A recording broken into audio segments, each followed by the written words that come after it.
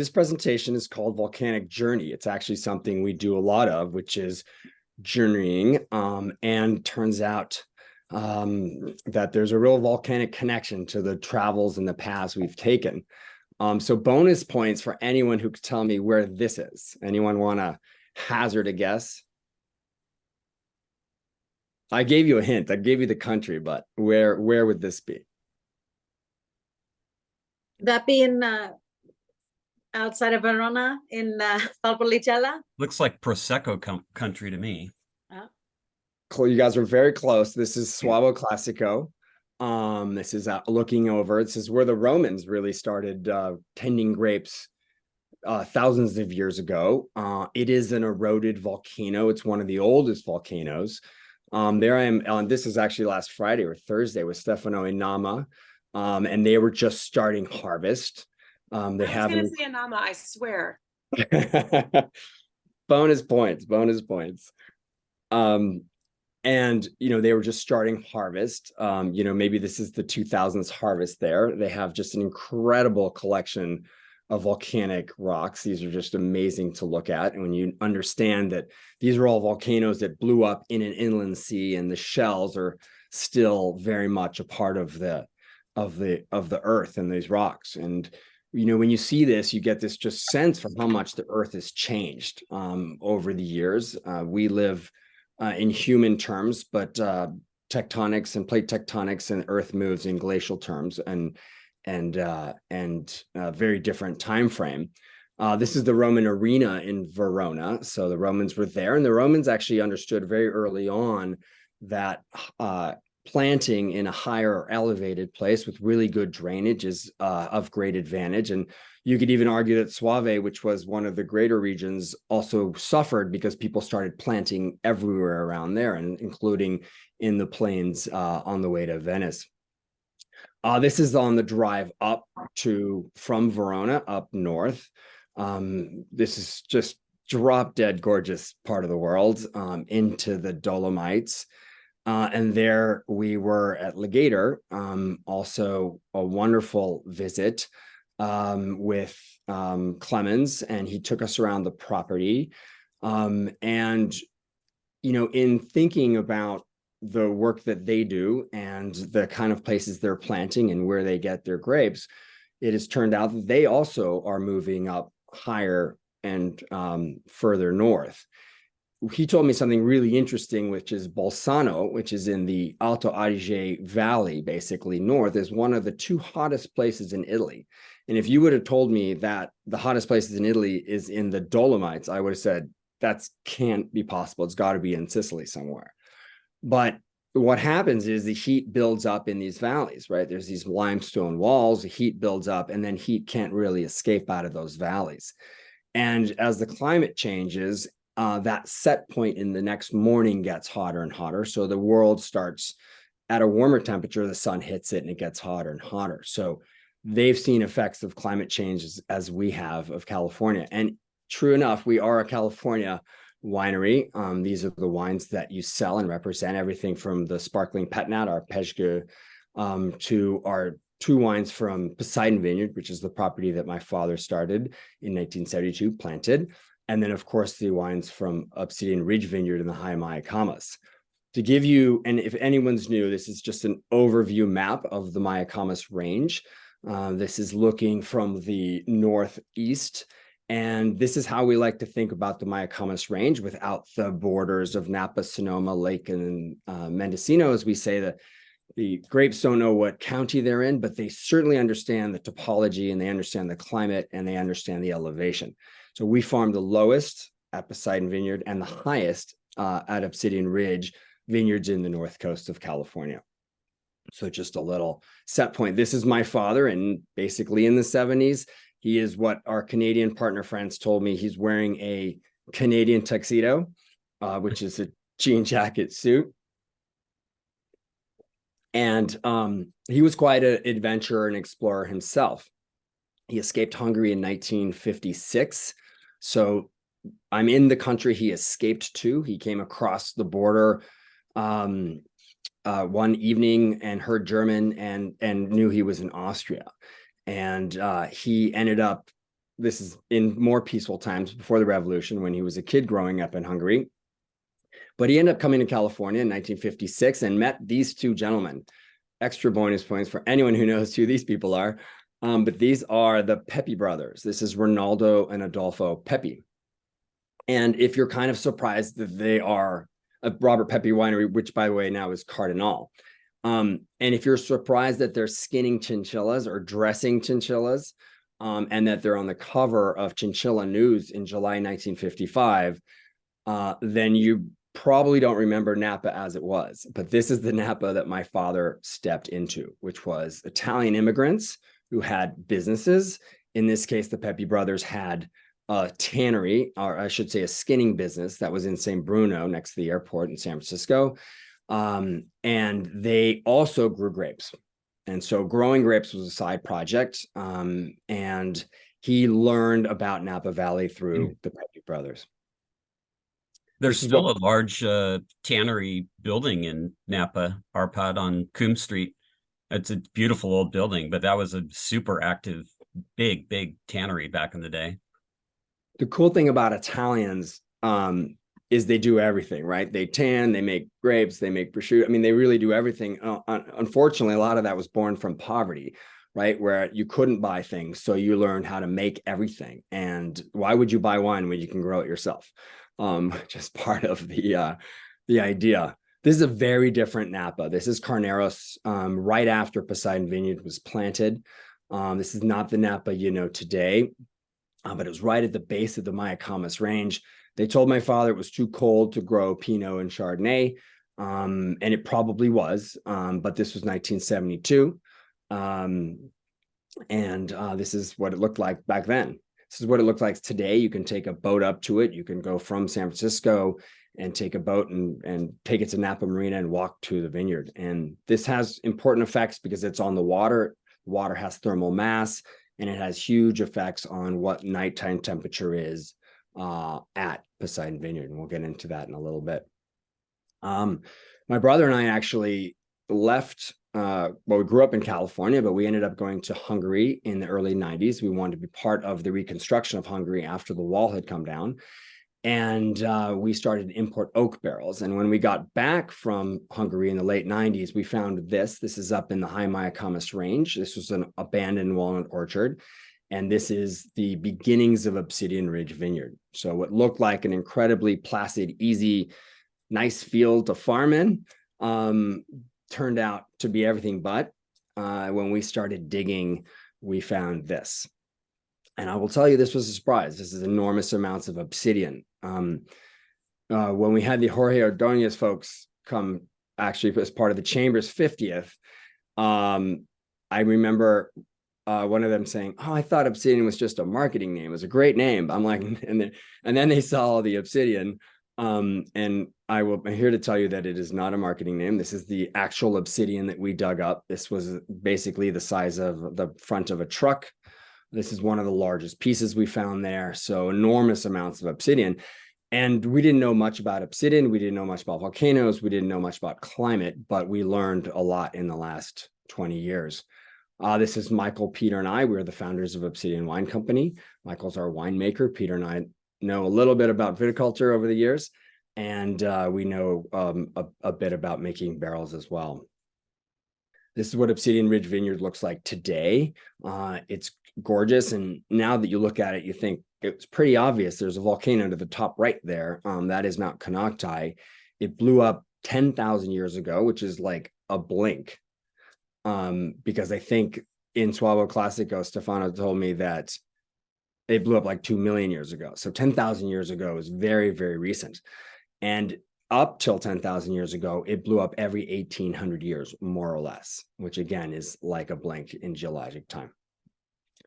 And I'll tell you why that is in a minute. This is what it looks like this winter. We had a lot of snow up there. When we show pictures like this, people really understand that this is a very different region from the valley floors where people used to farm or people traditionally farmed.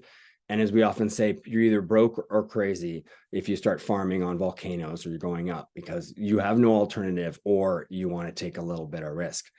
This is looking back from the north to the south. You can see Mount St. Helena in the distance. We'll get snow at least 3 or 4 times a year because this is at 2,875 feet of elevation. So again, the highest part of the North Coast.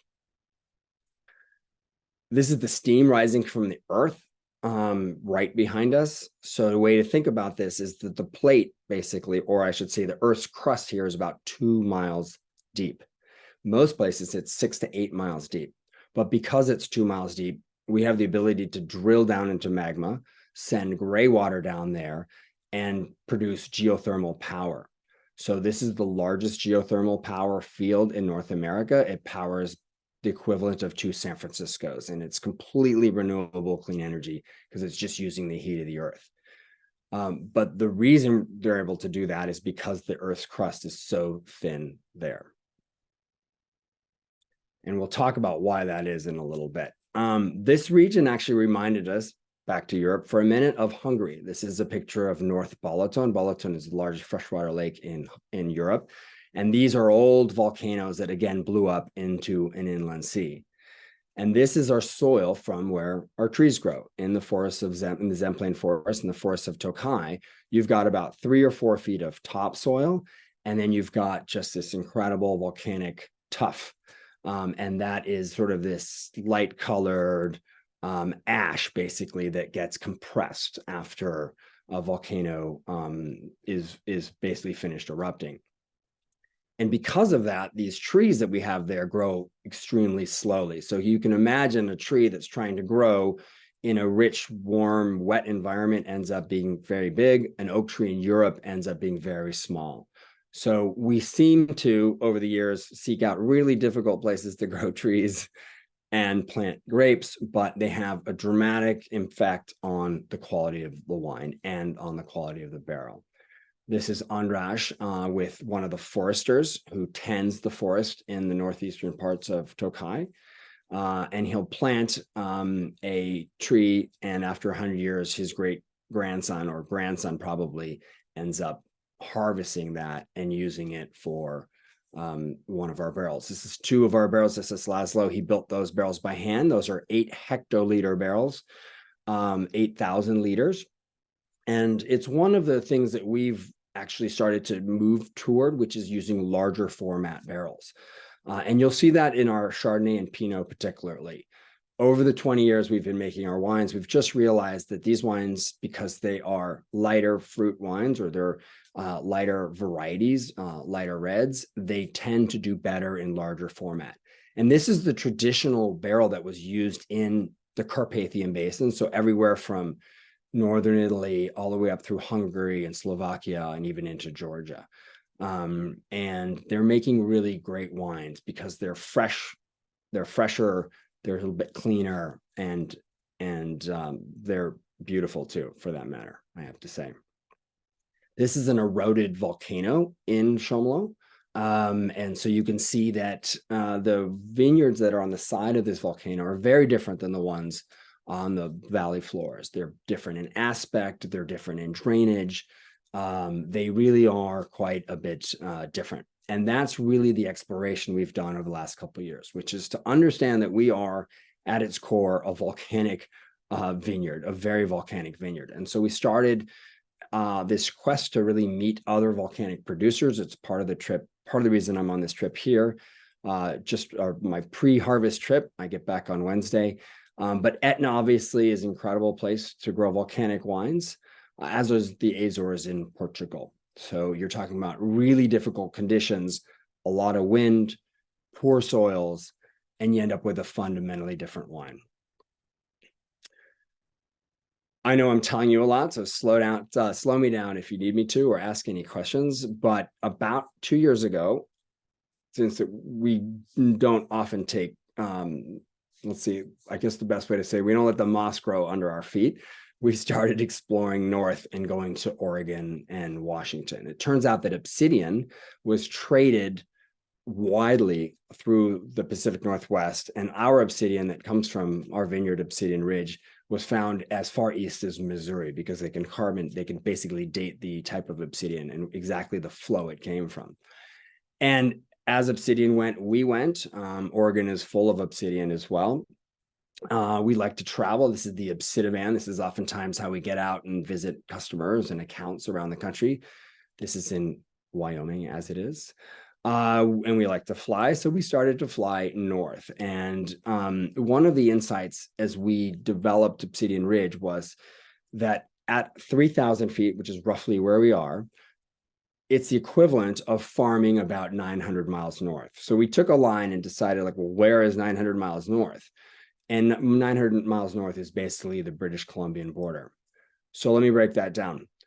Every 1,000 feet you go up, you lose about 3 degrees of temperature, right? So farming at 3,000 feet in Northern California is the equivalent of farming at sea level in basically the southern border of British Columbia. And again, as the climate has changed, that has huge ramifications for the acidity in wines, the freshness you get.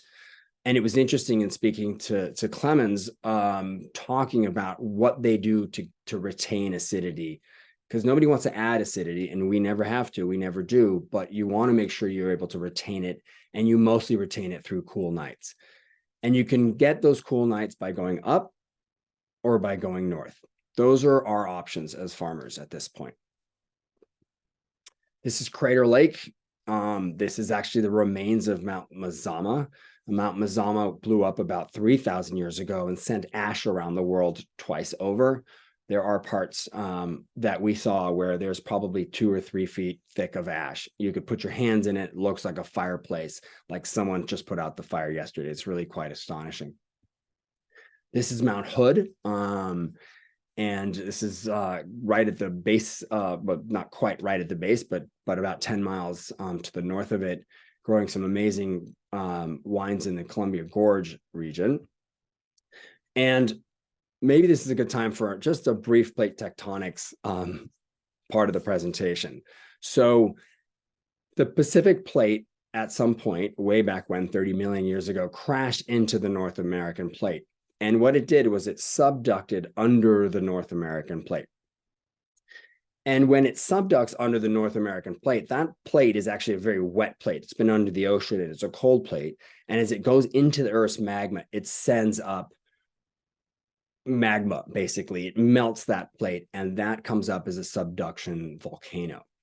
And all the volcanoes that you see, so from Mount Konocti to Mount Shasta to Lassen, to the Sisters, to Mount Hood, to Mount Adams, to Mount Rainier, are all caused from this subduction. And the Sierra, if you've all been to the Sierra, you know it's pretty much granite, right? And granite is not actually a volcanic rock. Granite's what's left over after all of the volcanic soil has eroded. And in our case, in California, what happened was all that soil eroded down into the Central Valley. And the Central Valley is incredibly fertile because it's full of that soil. As you go further north into the Cascades, you end up getting other kinds of volcanoes, active volcanoes, Mount Hood, Mount St. Helens. Give me 1 second. Thank you. No, thank you. No, thank you. Thank you. I just use my best German. Sorry, I'm in the hotel room. I have to use stage 9. Awesome. Okay, so that was turn down service. So these plates are moving constantly, and the Pacific plates keeps moving north, and that's why those of you who live in LA will be sometime off the coast of Seattle, but it'll be outside your lifetime, I guarantee you. But this movement is called the Triple Junction. So the Mendocino Triple Junction is the confluence of 3 plates: the Pacific plate, the North American plate, and the Juan de Fuca plate. And a triple junction's a little bit rare. There's not that many triple junctions, but it really creates all of the tectonic activity and all the volcanology of the area. And so if you take this picture, was taken from 40,000 feet. These are basically all of the volcanoes that you see, otherwise known as the Ring of Fire. And we were sort of inspired in taking these trips and meeting other producers in Washington and Oregon who make volcanic wines to do something a little special. So super fun that this year we're releasing a new wine that's born from this exploration that is in fact called Triple Junction. And the idea behind this wine, it's actually a combination of California, Oregon, and Washington volcanic vineyards. And it reminded us a little bit of when we first planted Obsidian Ridge. Nobody was really planting up there. There was not a lot of interest in that area until people tried it and saw the quality. But this is our effort to what we call Unite West Coast Volcanic. So this is a Cabernet dominant volcanic red. It's sourced from these regions. For the 2021, we were in Echo, Oregon, and Red Mountain in Washington. Everything from a high altitude obsidian flow, which is we are, to a fractured basalt, to this volcanic ash that I mentioned to you. All of these wines are structured, they have intensity, they have minerality, all of the things that are associated with volcanic wines. One other thing we did this year, which is we actually implicitly for 20 years we're farming in volcanic. This year we made it explicit and put it on the label. So the estate Cabernet is now known as the volcanic estate Cabernet, and Triple Junction volcanic red is its sort of next thing. It's little brother, I should say. I have to say, in this journey, a lot of people told us not to blend 3 estates together because you're going to have a hard time figuring out where you sell it or how you sell it. But we were pretty confident that when people have this wine, they'll understand the style, they'll understand the approach. And, you know, at some point, I'll keep convincing Dave to rewrite the Chambers book. And at some point, it'll have a volcanic section. I guarantee. This is the new packaging for the volcanic estate. We eliminated a few different things like the capsule, just made it a lighter package, put volcanic on it. It's been great so far. It's been a wonderful hit out there so far. This is what we call volcanic trio. So you now have the ability to go to an account and either suggest a Triple Junction or a volcanic estate or our half mile. Half mile also has a slight label update. It does say Obsidian on the front of it now. So these 3 wines are 3 different tools you can use if somebody is looking for a volcanic wine or a specific wine that has structure, a lot of complexity because of the UV you get at the height of those volcanoes. And that's really where we're headed with these wines. Think of Triple Junction like a domestic Etna Rosso. Nobody has done a volcanic Etna Rosso in the United States, and we'd like to be really pushing that idea forward. I would also add, Arpad, I mean, I've been a broken record every time I'm releasing a 2021 vintage wine. I mean, I've lived in Napa for 33 years. It is an extraordinary vintage, really, on the entire North Coast. So really excited to have, 3 wines from an epic vintage in California. I'll tell you what, it certainly beat 2020. Yeah, we've got wine to sell. Yeah, exactly. Yeah, we are going from the 19 to the 21. We have, great production in 21 and 22. So we really, you can open the floodgates. We've got this wine. You can build a lot of business on these wines. They're great price points. They're the right profiles. We've got all our branding and other fun stuff dialed in. We're and remain a small team and a small family winery. So that's not going to change anytime soon. And we'll be here for a while. I'd love to open it up to questions or comments, where Jennifer and I are here to answer anything you might have to ask. Arpad, we got a question on how we should list the volcanic wines on a restaurant wine list. Just to clarify that, I was mostly just asking about the Triple Junction bottling. Yeah. Okay, cool. Thank you. Yeah. So for the Triple Junction, it's a West Coast appellated wine, and so this could fit in domestic reds, other reds, but then they could specify California, Washington, Oregon. If they do that sort of thing. Otherwise, it would be a West Coast of America.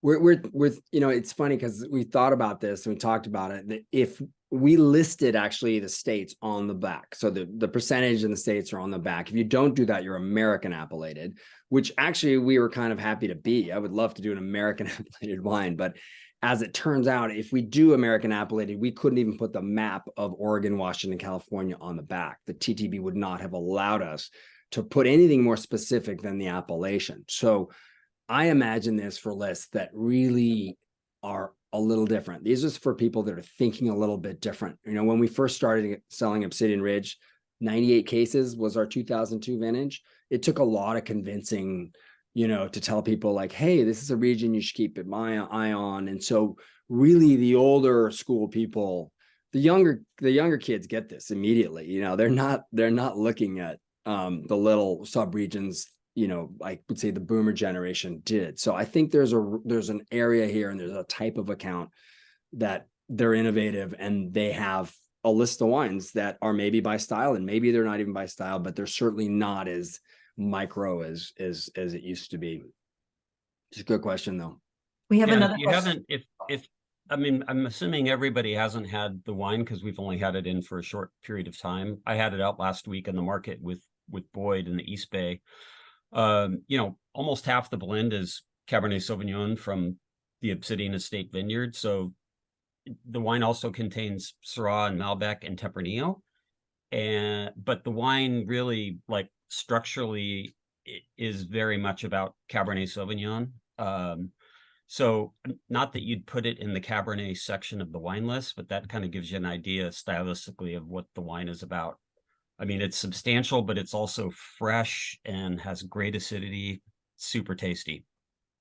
Imagine that at some point as we, you know, as our estate vineyard as a volcanic estate kind of grew in price, that this would also backfill some accounts that you might have had. And this is certainly the case probably in Hawaii and others, which have been with us in Chambers Hawaii since 2004 or 5, right? There's just room to have it. And I think people will be a little less varietally focused, I guess is the way to say it.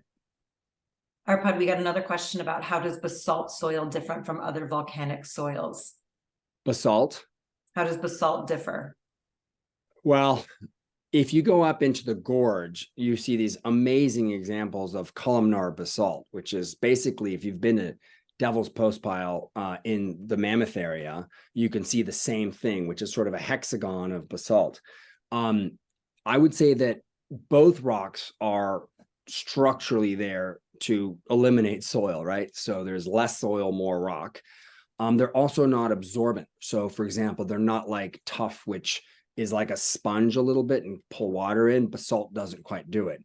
So it's similar that way, but that's about, we haven't farmed on basalt. We have partners who farm on basalt. So that's about as far as my knowledge goes. And then we got a question about the production side. Any specific vineyards we can mention in Washington or Oregon? Yeah, Echo West is one of the first partners in Echo, Oregon. And then I would have to look up the Red Mountain one. I can't actually remember right off the top of my head, but I believe it's on the fact sheet. And the idea here is that every year, so the Columbia Gorge, which is where we were in 2022, incredible set of vineyards up there, incredible set of growing conditions, especially as the wind blows from the coast through the Columbia Gap and into the dry interior. You know, we're really trying to build a community of people that are growing the kind of style of grapes and style of wines. So each year this will change a little bit, right? We'll have different partners and it'll evolve and it'll grow. Stylistically, it'll stay in the zone, but for 21, it was Red Mountain and Echo, Oregon. Echo West Vineyards, by the way, is super cool. It's you know, it's basically vineyards at the top of what is carved out from a huge flow from actually the Missoula floods. And then there's blueberries growing down at the bottom near the river. So it's a lot of really cool integrated ag up there. I've been just the last years going in those regions. It's just been an eye opener.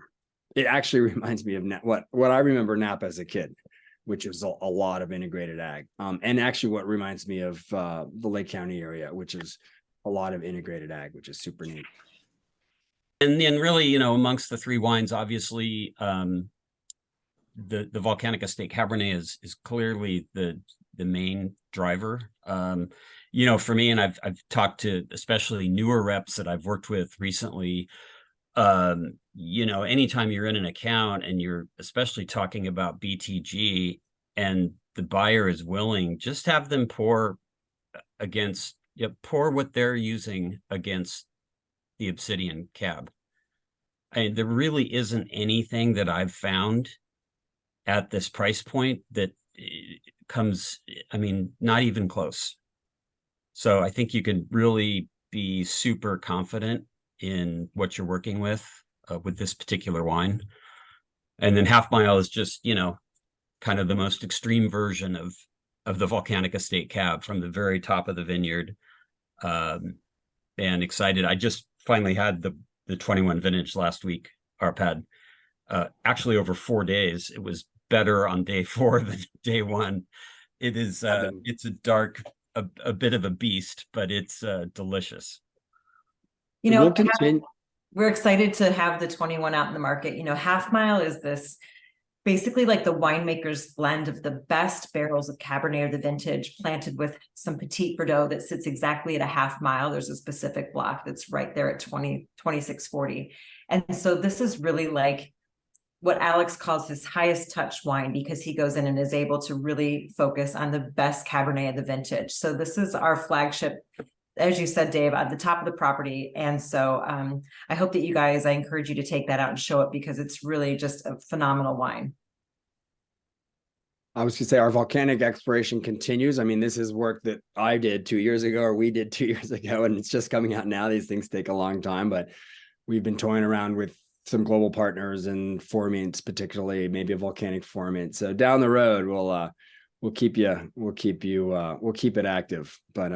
But thank you for being our partners. I know California's got a lot of wine, and it's got a lot of options, and buyers in California have a lot of options too. So I know that your work is not easy. I do see the world. We do see the world shifting. It's shifting in climate. It's shifting in taste. And I'm sure you guys are seeing that as well. You know, we want to frankly be part of that change.